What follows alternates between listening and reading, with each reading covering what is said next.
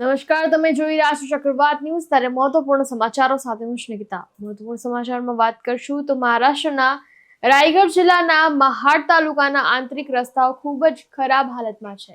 આ ખાડાઓમાંથી પસાર થવામાં વાહન ચાલકો અને મુસાફરોને ઘણી મુશ્કેલીનો સામનો કરવો પડી રહ્યો છે. તેમજ ખાડાઓમાં ફસી જવાથી વાહનોને નુકસાન થઈ રહ્યું છે. ખાડાઓની સમસ્યાને ઉજાગર કરવા માટે એનસીપીના રાયગઢ જિલ્લા પ્રમુખ રવિન્દ્ર ચૌહાણના નેતૃત્વમાં ખાડાઓમાં સ્વિમિંગ સ્પર્ધાનું આયોજન કરીને એક અનોખું વિરોધ પ્રદર્શન કરવામાં આવ્યું હતું. આ પ્રસંગે મહાડ મ્યુનિસિપલ કાઉન્સિલના વહીવટી સંચાલન પ્રત્યે રોષ વ્યક્ત કરવામાં આવ્યો હતો. આ પ્રસંગે કાર્યકરોએ સૂત્રોચ્ચાર કર્યા અને મહાડ મ્યુનિસિપલ કાઉન્સિલના ગેરવહીવટ સામે વિરોધ દર્શાવ્યો હતો. જો શક્ય તેટલી વહેલી તકે ખાડાઓ भरવામાં नहीं આવે तो उग्र आंदोलन की चेतावनी પણ આપવામાં આવી હતી. राष्ट्रवादी कांग्रेस पार्टी शरद चंद्र पवार पक्ष का मैं महाड़ शहर अध्यक्ष हूँ.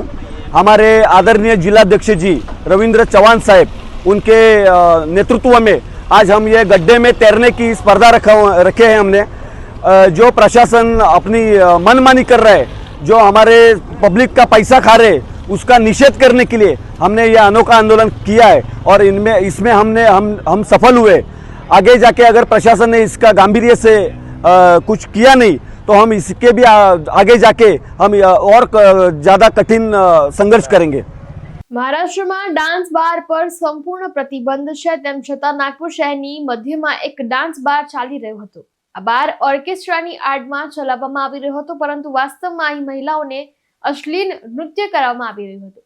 તો આ ડાન્સ બાર નાગપુરના શિવશક્તિ બારમાં ચલાવવામાં આવી રહ્યો હતો, જેમાં નાચતી 3 પીડિત છોકરીઓને બચાવી લેવામાં આવી હતી અને સ્થળ પર હાજર તમામની ધરપકડ પણ કરવામાં આવી હતી.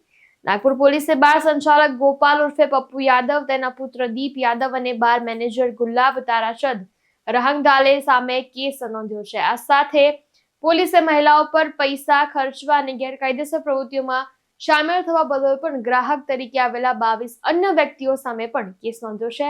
તો પોલીસ પાસેથી મળેલી માહિતી અનુસાર એક મહિલા પશ્ચિમ બંગાળની હતી, જ્યારે 2 પરિણીત હતી. તેમને પૈસાની લાલચ આપીને ડાન્સ બારમાં કામ કરવામાં આવી રહ્યું હતું. તો પોલીસે આ આરોપીઓ વિરુદ્ધ ભારતીય ફોજદારી સંહિતાની અમુક કલમો પણ લગાવી. આ સાથે હોટેલ્સ, ગિફ્ટ હાઉસ અને રિફ્રેશમેન્ટમાં અશ્લીલ નૃત્ય પ્રતિબંધ અધિનિયમ અને મહારાષ્ટ્ર પોલીસ અધિનિયમની કલમો હેઠળ પણ કેસ નોંધવામાં આવ્યો છે. તો આ વર્ષે ગણેશોત્સવનું આયોજન 27 થી 31 ઓગસ્ટ 2025 દરમિયાન કિંગ્સ સર્કલ સાયન મુંબઈ ખાતે કરવામાં આવી રહ્યું છે. આ વર્ષે 71મો વાર્ષિકોત્સવ છે અને જીસીબી સેવા મંડળનો આ ધાર્મિક કાર્યક્રમ એક જાણીતી સંસ્થા છે, જેણે સખાવતી કાર્યો અને સાંસ્કૃતિક પરંપરાઓમાં નોંધપાત્ર યોગદાન આપ્યું છે.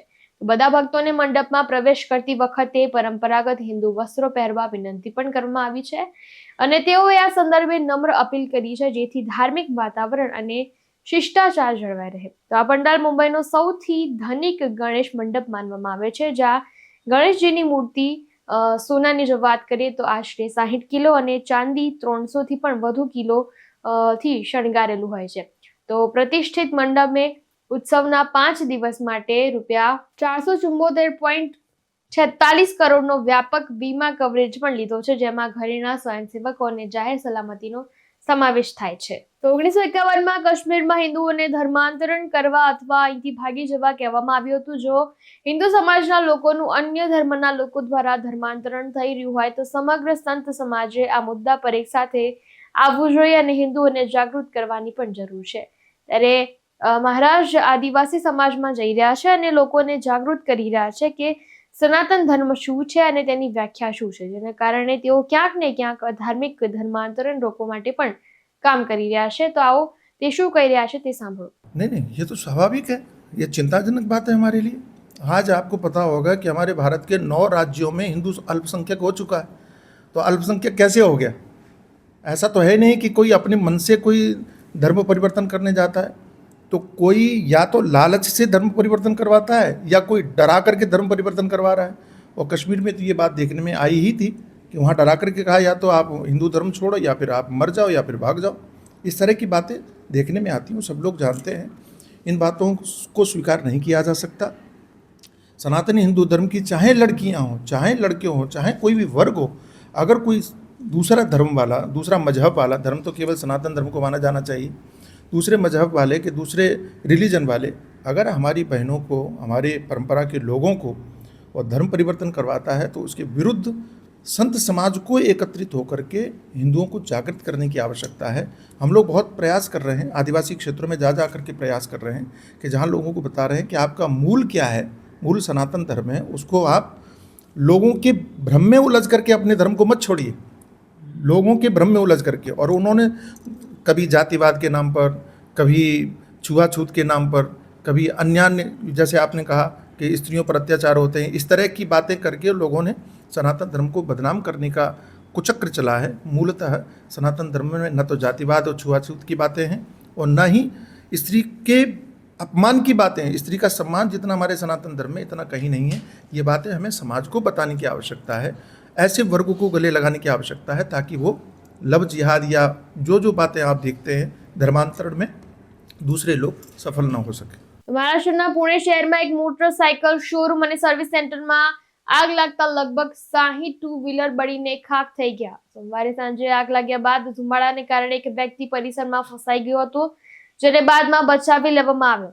તો આ ઘટના સોમવારે રાત્રે લગભગ 8:30 વાગ્યાની આસપાસ તારાબાગ વિસ્તારમાં બંધ ગાર્ડન રોડ પર આવેલી 3 માળની ઇમારતના ગ્રાઉન્ડ ફ્લોર પર બની હતી. આ ઇમારત TVS શોરૂમ અને સર્વિસ સેન્ટર તરીકે પ્રખ્યાત છે. તો મહારાષ્ટ્રના લાતુરમાં એક ભયાનક માર્ગ અકસ્માતમાં એક ઝડપી કારે બાઇકને ટક્કર મારી 3 યુવાનોના મોત નિપજ્યા છે. મહારાષ્ટ્રના લાતુરમાં 3 યુવાનો હાઈવે પર બાઇક પર જઈ રહ્યા હતા, જેના કારણે સામેથી આવતી એક કારે તેમને ટક્કર મારી એક ભયાનક માર્ગ અકસ્માતમાં બાઇક સવાર 3 છોકરાઓના મોત નિપજ્યા છે.